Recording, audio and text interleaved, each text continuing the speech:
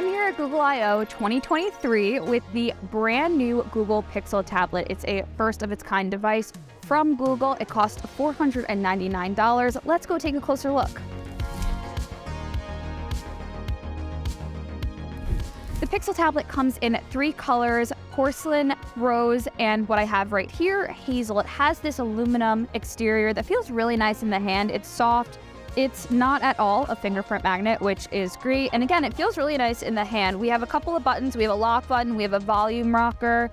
It also has these rubber bumpers, I guess, to offer just a bit of protection. And here's where you have the whole magnetic system, which attaches to the base. So thanks to the split screen multitasking feature, I can listen to Billie Eilish, but also find out when her next tour is going to be in town, because I'm just getting in the vibe and I want to be able to keep following along with the music while looking that up. So now I have that open, and now I want to open my mail, because why not? And there we have it. Multitasking, and you can swipe back and forth depending on how you want to see your apps. Google Home is a very big player in the smart home space, which is why something like this dock experience makes sense. You know, I have the Google Nest Hub Max, but I think of this now as kind of like a replacement for that, because if I'm not using it as the tablet, it's here, it's charging, but I also can open my smart home controls. I can look at my living room camera. I can look at my thermostat. I can look at all my other smart home devices all here. So think of it like a command center of sorts for your smartphone. And what you could even do is, if you had multiple of these, or if you purchased extra stands for $129, you could set them up around your home and have these stations everywhere to control your lights on this tactile device.